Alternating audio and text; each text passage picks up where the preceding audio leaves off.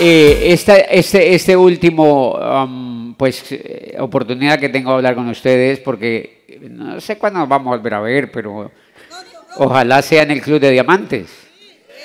Porque a veces cuando llegan allá me dicen, ay, yo te vi en esa convención. Y uno dice, wow. Mucha gente de aquí sale para llegar a Diamante, otros se van para la casa, pero normalmente... Pues, esta oportunidad fue la que a mí más me movió cuando yo conocí el negocio. Porque cuando yo conocí el negocio, cuando a mí me presentaron el negocio, la primera vez, y esto es lo que les quiero contar, es la historia de alguien que hace el negocio. ¿Y por qué es impactante? Porque conecta con muchas cosas que uno ha vivido y uno se identifica. Uno dice, no, pues esa es mi vida. O sea, eso me ha pasado a mí. Y entonces, ¿por qué yo no lo puedo hacer? La primera historia que yo conté fue en Miami, así como fuera del país, y después la que se grabó realmente, que se publicó en muchas partes del mundo, se grabó en Nueva York.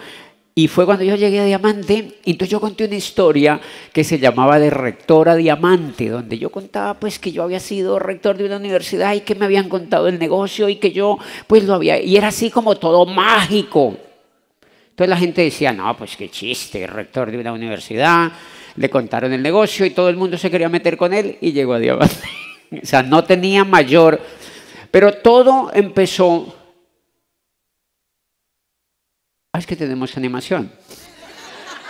Entonces todo empezó a ocurrir, lo que les voy a contar ahora, empezó a ocurrir de la forma como se la voy a contar cuando llegué a Embajador Corona. ¿Ustedes no se han dado cuenta que uno a veces no cuenta cosas? O sea, hay momentos de la vida donde uno como que le da susto contar cosas. ¿Cómo te explicas eso? Uno no sabe. No sabe por qué. O sea, uno cuenta algunas cosas, pero otras uno se hace el pendejo. ¿Sí me entiendes? O sea, como que dice, no, eso no se lo voy a contar. Pero cuando yo llegué a Embajador Corona, Amway me fue a recoger en un Gulfstream, un jet privado como de $60 millones, para ir a visitar la sede mundial. Dime en qué otro tipo de negocios te pasa eso. Ay, ¿sí me entiendes? Dime si tú tienes, por ejemplo, una lavandería de ropa, o una venta de llantas, o no sé, cualquier cosa de esas. Eso no te pasa porque no es mágico, porque no es emocionante, es normal. Pero esto es demasiado emocionante. Cuando yo llegué a Embajador Corona, entonces un güey me llamó y me mandó una carta felicitándome. Por poco me envía Charles King, el profesor de Harvard, me envió una carta. Me envió una carta y al año, más o menos año y medio siguiente, él murió. Me envió una carta linda y me llamaron, nos alegramos muchísimo, pues, ¿verdad? Y Amway me envió un jet privado para llevarme a la sede mundial. Yo ya había ido una vez, pero no así como pasó ese día. Nos fuimos hacia Michigan y cuando llegamos hicieron como una rueda de prensa, digamos, ahí en Michigan es como pues la sede mundial. Entonces son grandes pabellones, los que han ido se acuerdan de eso, unos pabellones gigantes, unas paredes enormes. Y cuando fuimos llegando, ahí nos recibieron. Llegamos en el jet privado y yo le dije a Amway, pues yo tengo una convención en Las Vegas en tal fecha. Y me dijeron, no te preocupes, es 8 días antes, nosotros te llevamos a Michigan y te regresamos desde Michigan hasta Las Vegas a dar la conferencia en el jet nuestro. ¡Ah! ¡Qué rico, ¿no? Qué rico. Yo decía, yo es que en un pueblo polvoriento por allá, pues, y sentado en un puesto. Pero cuando estábamos ahí en Michigan, habían más o menos 500 personas y los muros, los muros gigantes que hay allá a la entrada de la sede mundial, con fotos nuestras, videos así dando la vuelta, todo durante toda la semana que nosotros estábamos allí. Y claro, ahí es la pasarela del mundo, de gente de China, de Japón, de todo el mundo que están yendo permanentemente ahí. Y ellos lo que están anunciando es que había calificado un nuevo embajador Corona porque para ellos es súper importante. Han calificado alrededor de 110 en los 60 años. O sea que es muy lindo llegar allí y ustedes pueden llegar. Ustedes se van a dar cuenta que cuando yo les voy a contar, cualquiera dice, ¡ah! Va a llegar. Y eso es lo que yo hice. Entonces ese día, el primer día, habían unas 500 personas de gente que visita ahí a la sede mundial. Y era como una rueda de prensa, entonces me preguntaban cosas, como estamos hoy aquí. Entonces una persona, preguntaron muchas cosas, pero una pregunta me impactó mucho, me dijo, señor Bodilla, era como un gerente de Japón, de por allá de Europa, y entonces me dijo, tú has llegado a embajador Corona en un periodo de 10 años, en un tiempo de 10 años, y ese es el tiempo que se gastan los asiáticos en llegar a ese pin, pero tú lo eres latino, como quien dice un poquito más, ¿me entiendes? O sea, yo me sentí rarito, de verdad, o sea, cuando yo me sentí como rarito con la pregunta, porque él me dijo, pero tú eres latino, como, qué raro, ¿no? Qué exótico. ¡Ah! Sí, yo me sentí exótico. Entonces yo dije, ¿qué le digo al tipo? Porque es verdad, yo me gasté 10 años. Mire lo que es el cerebro de increíble. Yo le respondí y le dije, mira, realmente yo no me gasté 10 años. Yo, cuando observo mi vida hacia el pasado, yo llevo 40 años preparando este suceso. Y le conté la historia que yo les voy a contar hoy. Les dije, mire, cuando yo tenía 7 años, mi padre me mandó a la escuela en un campo. Nosotros vivíamos literalmente en el campo, en Colombia, en el sur de Colombia, como decir, en cualquier campo, en México, en Tenancingo. Lo único que me acuerdo es de Tenancingo. Así en cualquier pueblito chiquito, pero en el campo. Y eran 7 casitas con una carretera llena de polvo y pobres, pero no amargados ni aburridos, felices, pero pues bien pobres. La casa de nosotros era una casa de guadua, de bambú, y no era de cemento, sino que los campesinos usaban moñiga de vaca, o sea, pompis de la vaca, la revolvían con barro y adobaban las paredes para proteger del frío. Así como hacen con los hornos, entonces era una casa adobada así, las paredes, pero ya no olía, ¿no? O sea, eso se seca. O sea que literalmente mi casa era una casa de mierda. Era hecha de mierda, de vaca.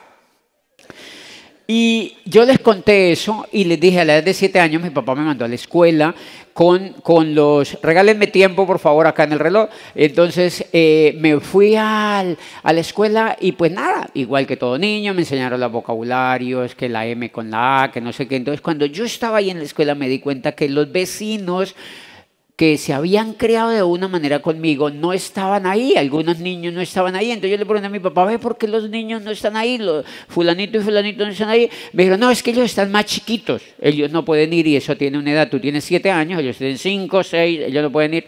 Y yo, Y miren lo interesante, a mí me surgió iniciativa propia, yo dije, les voy a enseñar lo que yo aprendí. Entonces me fui de casa en casa. Y fui donde doña Margarita y le dije, doña Margarita, présteme su niña a las 5 de la tarde, llévela a mi casa, porque yo, y me dijo, ¿para qué? Yo le dije, es que yo le voy a enseñar lo que me enseñaron en la escuela. Es divertidísimo. Aprendí cómo se pronuncia la M con la A. Ma. Porque ya es mamá, es con la siguiente. No, mentira. Entonces, ella me dijo, ok. Y así fui por unas 7 casas y a las 5 de la tarde fueron llegando los niñitos, llegaron unos 7, 8 niñitos, yo les puse banquitos de madera, los senté ahí enfrente y les empecé a explicar. Entonces yo les explicaba, mira, esta es la M, y si tú la juntas con la A dice ma, y si pones la M otra vez y repite dice mamá. Entonces yo le decía al niñito, ¿cómo dice? Y decía ma, y con dificultad, ma, y yo soy buen profesor. O sea, yo me sentía feliz, yo decía, soy buen profesor.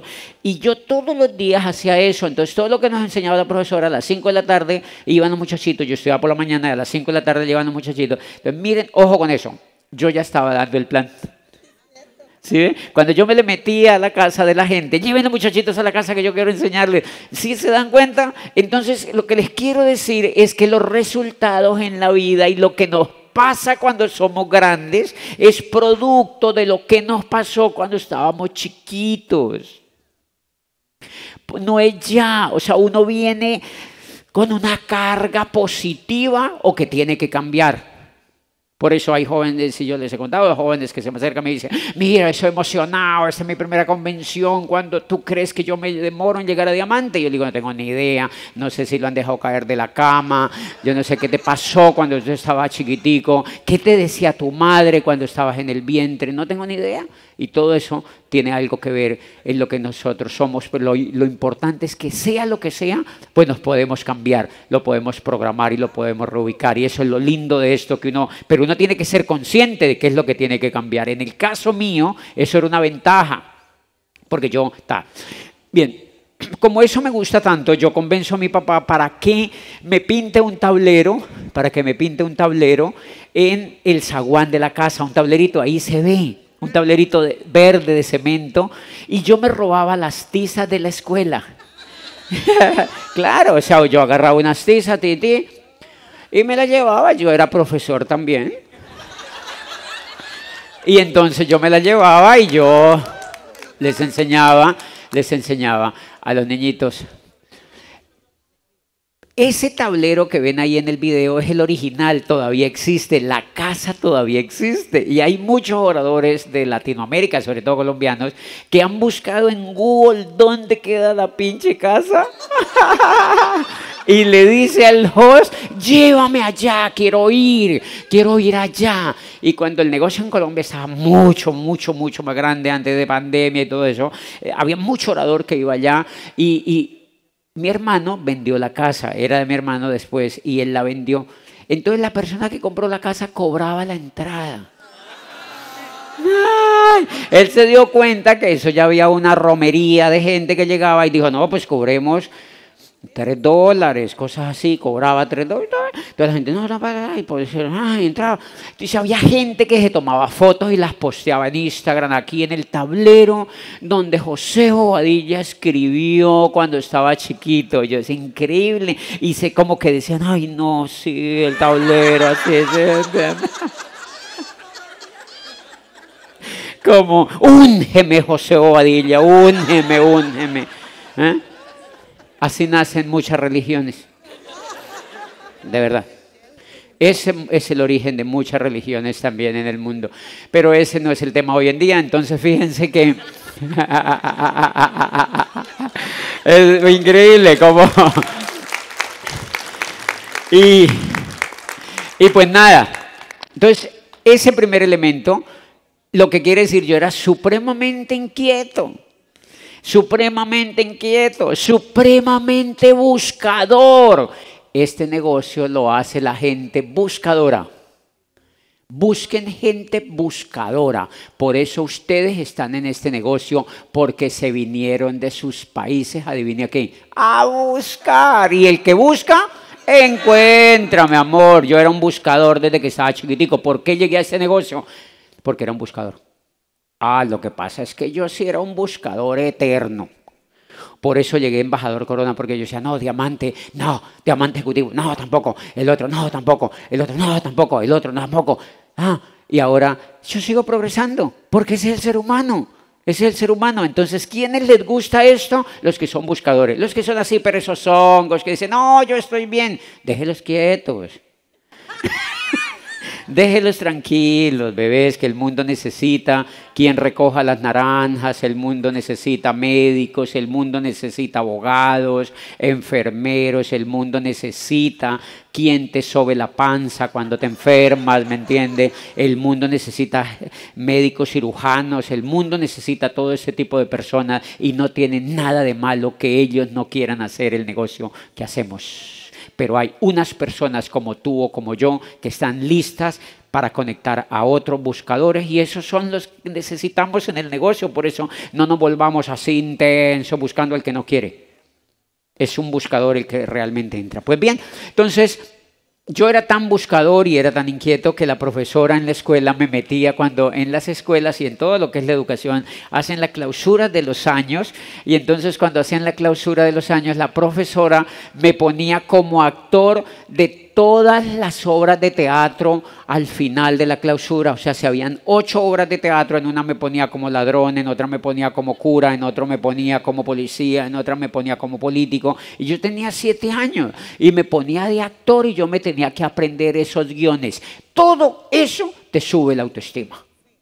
Todo eso te sube la autoestima. Pero si la profesora me dice, no, usted es medio torombolo, no lo pongo a la obra, entonces uno dice, yo soy medio torombolo. Claro, porque uno se va creyendo ese tipo de cosas. La profesora me sacaba y me decía, yo quiero que te aprendas este guión. ¿Por qué la profesora me ponía a hacer eso? Porque a mí se me olvidaba el guión y yo improvisaba.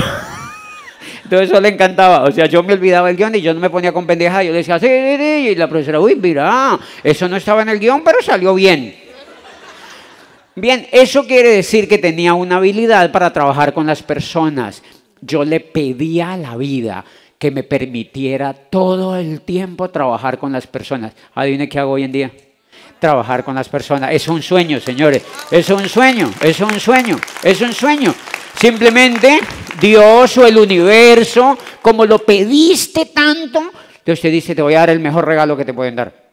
Un negocio que está hecho para trabajar con las personas. Bien, miren la vocación que está bien desde ahí. Cuando yo cumplo 14 años, mi madre se muere. Vivíamos en esa misma casita, mi madre se murió realmente joven. Y fue un tema trágico porque yo la vi morir, la vi enfermarse, vi todo el proceso. Y para un niño, yo ya tenía 14 años, pues es un poquito traumático. Yo vi esa situación. Cuando ella se muere, nosotros tenemos un tío, como decir en la capital, como decir Guadalajara o así una ciudad intermedia, caliente, caliente, caliente, caliente, era muy caliente y yo había ido con mi papá solo una vez y el recuerdo que tenía era que era como la antesala del infierno. ¿Sí me entienden? Era muy caliente. Ahora que fui a San Pedro Sula en Honduras, yo dije, no, esta no es la antesala, es el mismísimo infierno. Porque hacía un calor impresionante, pero impresionante, pero es rico también, ¿no? El calor es rico y el frío también. Y entonces, yo tenía solamente, recuerdo cuando mi mamá muere, entonces yo digo, bueno, me voy de aquí, yo no tengo nada más que hacer aquí. Y agarré un carro de esos de servicio público, me subí con un morralito y me fui. Llegué donde mi tío, a esa ciudad, que mi tío era mucho más pobre que nosotros, pero vivía en la ciudad. Y vivían como 8 en una casita así de grande. Entonces yo le dije, tío, ¿cómo está? Me vine para acá. Pues él sabía que mi madre se había muerto. 2 meses después yo aparezco en mi tío y me dice mi tío, ¿y hasta cuándo vas a estar aquí? Yo le dije, no, me vine del todo. ¿Pero dónde vas a vivir? Aquí, en tu casa. No, pero no puedes vivir aquí, esto es muy estrecho, somos 8. Y no, es que yo no tengo ni idea, tío, pero es mi única opción. Yo voy a vivir aquí, en tu casa. Y mi tío, no, y volví y me decía, yo le decía, tío, debajo de las camas está desocupado, déjame dormir ahí, así sea debajo de las camas, donde sea. Y yo me acomodé a vivir ahí y al otro día me levanté y me fui a la calle, en esa ciudad caliente, y empecé a golpear puertas. ¿Hay algo para mí? No, y la gente, no, no hay nada, ¿hay algo para mí? No, no hay nada, yo quiero trabajar aquí, no, no hay nada, quiero trabajar aquí, no, no hay nada, yo quiero trabajar aquí, no, no hay nada, ¿hay algo para mí? No, no hay nada, yo quiero trabajar aquí. Como cuando usted sale a pedir trabajo, yo quiero chamba. Quiero chambear.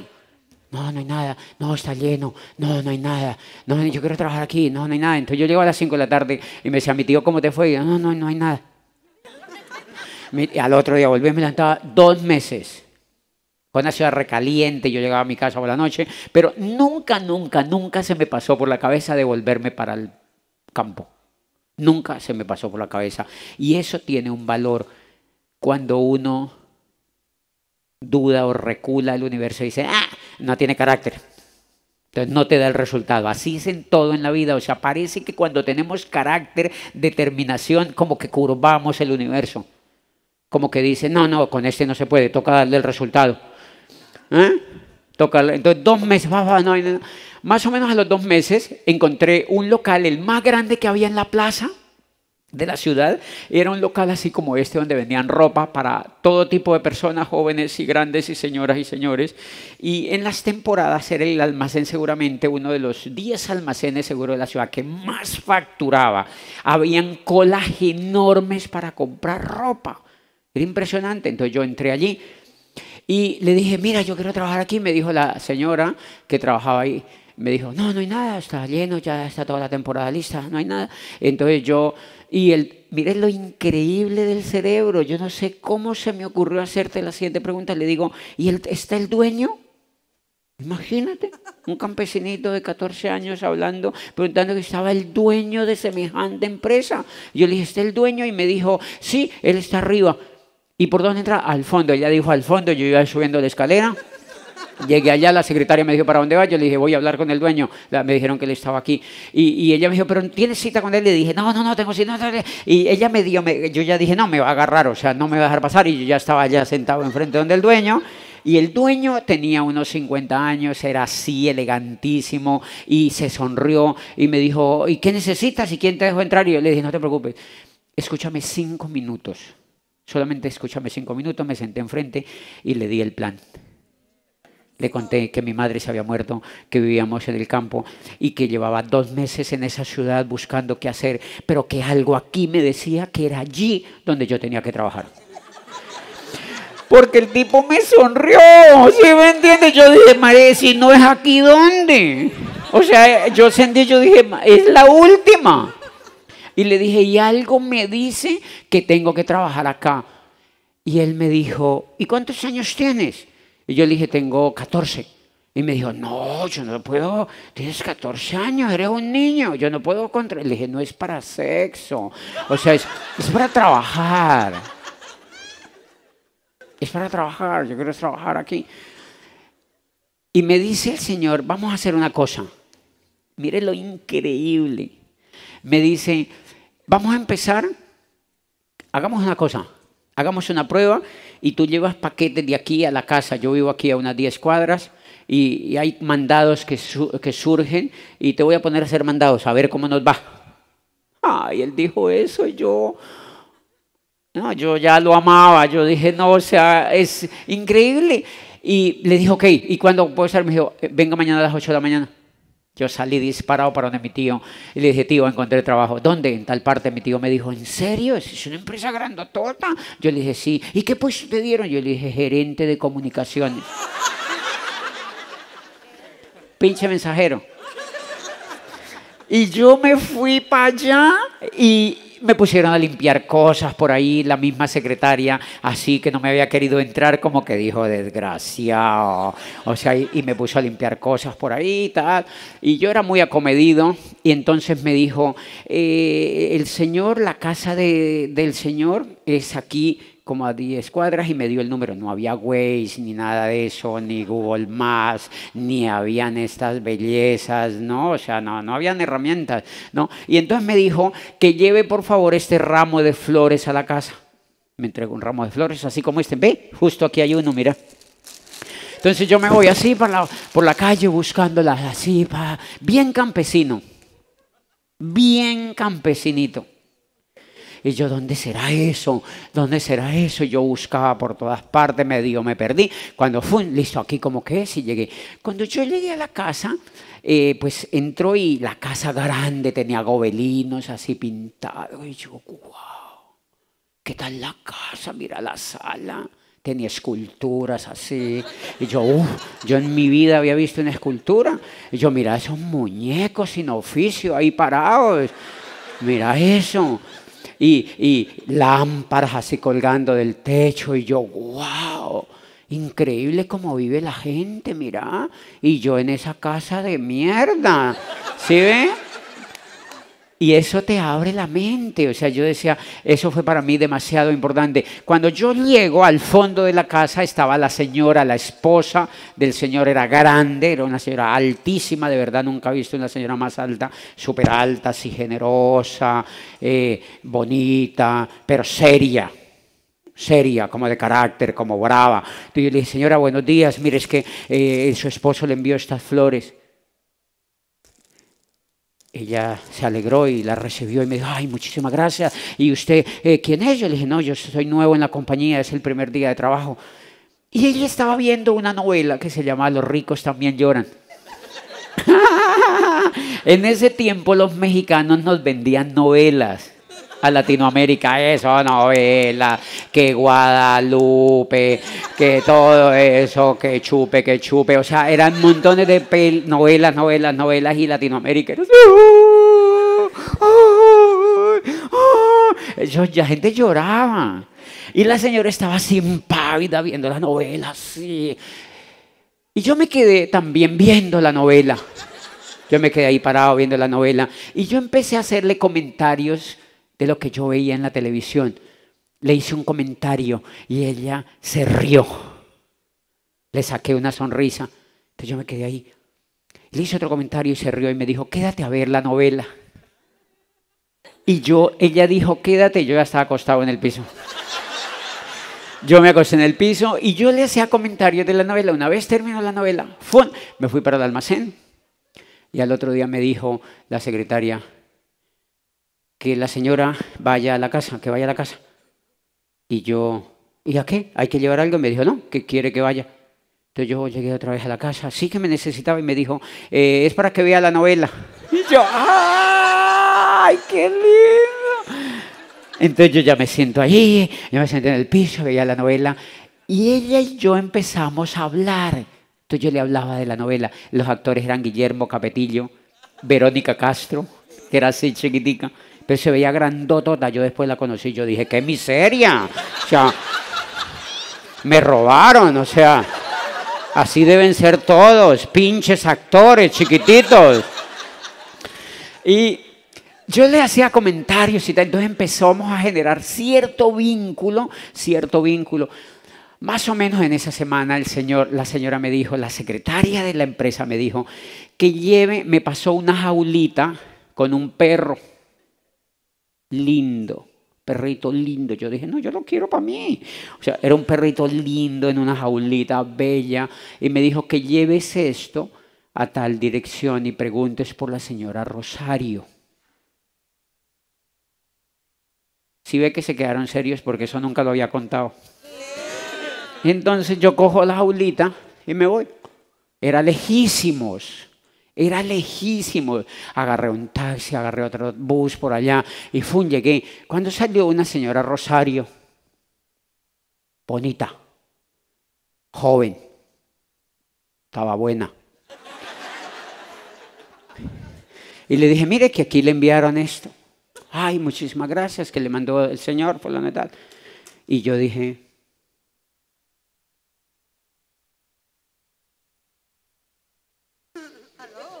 hello. El señor era infiel. Era infiel. Pero era divertido. Y entonces, la señora me dijo, venga mañana, me dijo, siga viniendo a ver la novela. O sea, ella me siguió llamando y me dijo, véngase a las 5 a ver la novela.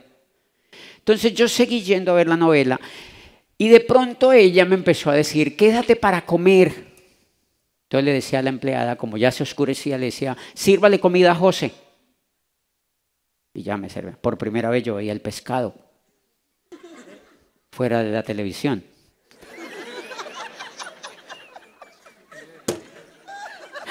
Ay, no, claro, porque uno en el campo no come eso. Entonces empezaron a salmón ya, y yo, uy, qué rico, existe comida deliciosa. Y yo, todas las lentejas que había comido, oye. Y entonces, esto fue increíble porque yo estaba ahí ya comiendo, sentado allí, viendo televisión, porque se le usaba mucho ver televisión, cuando llegó el señor, el que me había contratado.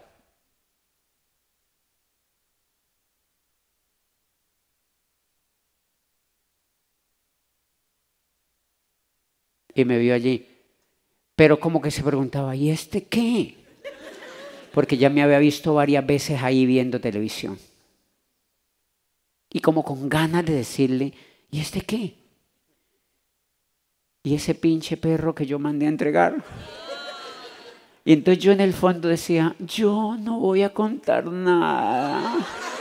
O sea, yo como que le trataba de decir, no te preocupes que yo soy una tumba. Yo no voy a decir nada, pero yo sentía la incomodidad en la atmósfera porque él decía, este está viniendo a mi casa, está hablando con mi mujer. ¿Qué pedo?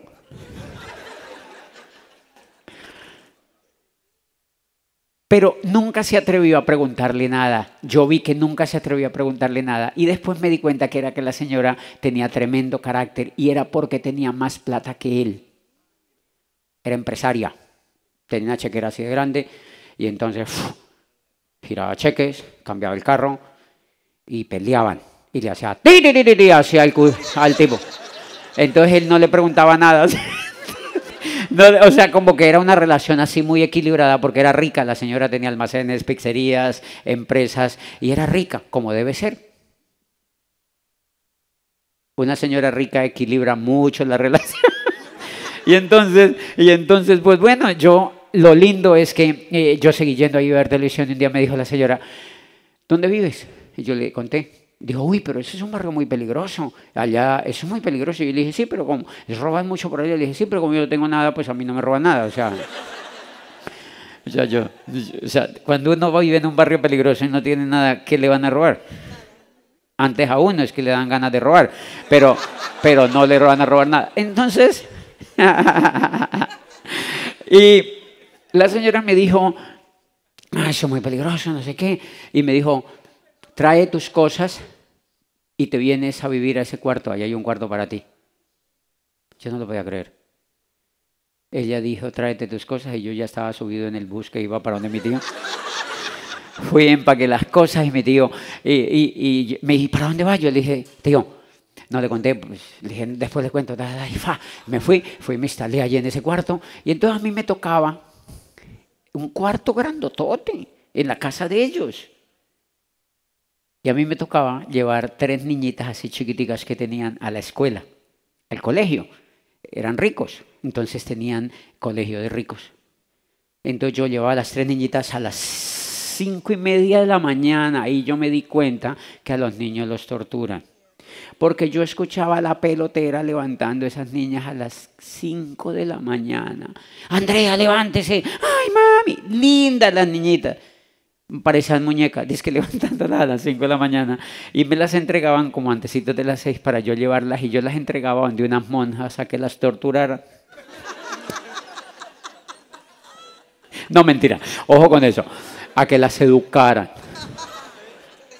Entonces yo les entrenaba, las llevaba allá y las decía, y volví, me iba para la casa a hacer oficio, eso era mi primera tarea. En esa semana, después se fueron ellos para Hawái de vacaciones.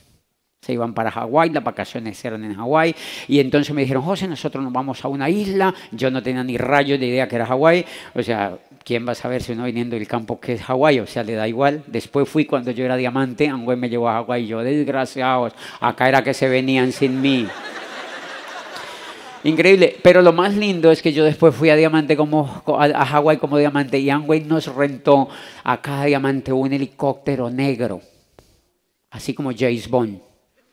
¿Me entienden? Para sobrevolar todas las islas así con un piloto y nos mostraban ahí todas las islas y todo el rollo. Yo, no, qué nivel esto, o sea, qué locura, desgraciados, a que era que se venían sin mí porque yo era un pobre baboso en esa época, pero... Entonces ellos se iban para Hawái y me dejaron en la casa cuidándola. Me dijeron, tú tienes que cuidar la casa. Ojo con esto, mira que no sé qué, papá, no vas a dejar abierto. Entonces me quedé. Yo estaba chiquito, 14 años tenía y me quedo yo solo en esa casa. Claro, yo comía como no te imaginas, porque las neveras, eso tenían bodegas de comidas, tenían restaurante, entonces habían fresas, duraznos, todo lo que tú te quieras. Y obviamente un niño de 14 años, yo era flaquito. Yo no podía comer granos porque quedaba como un rosario, literal, o sea, se me notaban inmediatamente. Pero lo más lindo y lo que les quiero contar es que en esas noches de estar solo allí, yo me metí, descubrí, obviamente, entré, porque no la abrían mucho, había unas puertas así como las del auditorio, altototas, en roble, de madera, y yo abro esa puerta y era una biblioteca. Yo sabía que había una biblioteca, pero yo no entraba porque yo era, pues, nada que ver, es la de ellos. Y abro, una biblioteca y yo, libros, todo así llenísima de libros, alfombras, muebles. Y empecé a sacar libros y empecé a leer de noche. Hasta tarde de la noche yo agarraba libros y empecé a leer. Y ahí es donde yo les cuento que uno de los libros que encontré fue un libro de un profesor que se llamaba Dallet, decía, que se llamaba Tus zonas erróneas. Y decía, la mayoría de la gente quiere triunfar, pero muchos no lo logran porque les da susto de lo que opinen los demás. Y decía, la mayoría de la gente no triunfan en las ideas originales que tienen porque les da mucho susto de lo que opinen los demás. Y decía, te voy a contar el primer secreto si tú quieres triunfar en lo que tú quieras. Nunca busques la aprobación de los demás. No te des susto de lo que piensen los demás. Y reiteraba, nunca, cuando vas a hacer algo, un sueño, realidad, jamás busques la aprobación de los demás. Y yo, wow. Me leí casi todo el libro en esas noches que me metía allí, pero lo que nunca se me olvidó es que nunca tenía que buscar uno la aprobación de los demás. Eso me impactó porque yo finalmente me había venido de mi casa sin pedirle aprobación a mi papá. Después me había metido donde mi tío sin pedirle aprobación. Y después me había ido donde mi tío sin pedirle también aprobación. Y ahora estaba allí, literalmente guiado por el mismísimo destino. Entonces yo sigo leyendo, leí muchísimas cosas de la revolución, de la historia de este país, de cómo lo habían fundado, de la democracia, montones de cosas, y muchas biografías y cosas. Y un día saqué un libro y era una biografía que contaban de un niño colombiano que vivía en un pueblo igual de polvoriento al norte de Colombia, que no tenía agua, teléfono, ni luz, ni energía. Y entonces ese niño tenía el sueño profundo y clarísimo de ser escritor. Los papás lo habían mandado a la universidad en Bogotá a ser abogado, pero él no quería ser abogado. Entonces se vuela de la universidad y se fue a Cartagena de India, se metió a un cuarto solo a escribir. Y escribía, y escribía, y escribía, y escribía. No tenía ningún éxito, ya tenía 30 y pico de años, tenía 2 hijos, su mujer no tenía ningún éxito, pero su sueño era que quería ser un escritor. Era un biógrafo argentino el que contaba aquella historia. Y un día agarró con su amigo Álvaro Muti, se montaron en un avión y se fueron a vivir a Ciudad de México porque querían perseguir el sueño. O sea, creían que en Colombia no era posible y entonces se fueron a vivir a Ciudad de México. Dice, y allí escribieron, pasaron hambre, vendieron cosas, hicieron de todos los oficios sabidos y por haber y no tenían ningún éxito.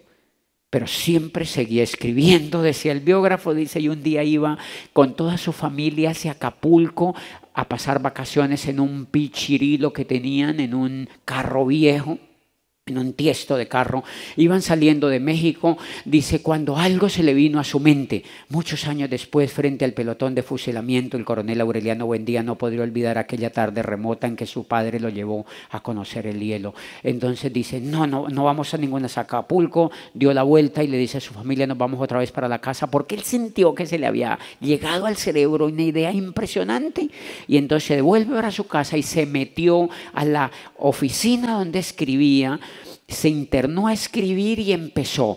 Mas cuando era entonces una aldea de 20 casas de barro y cañabrava construidas al borde de un río de aguas diáfanas que se precipitaban por un lecho de piedras enormes y pulidas como huevos prehistóricos. Dice, el mundo era tan reciente que muchas cosas carecían de nombre y para mencionarlas había que señalarlas con el dedo. Dice, todos los años por el mes de marzo una familia de gitanos desarrapados llegaba al pueblo y con gran alboroto de pitos y timbales daban a conocer los nuevos inventos.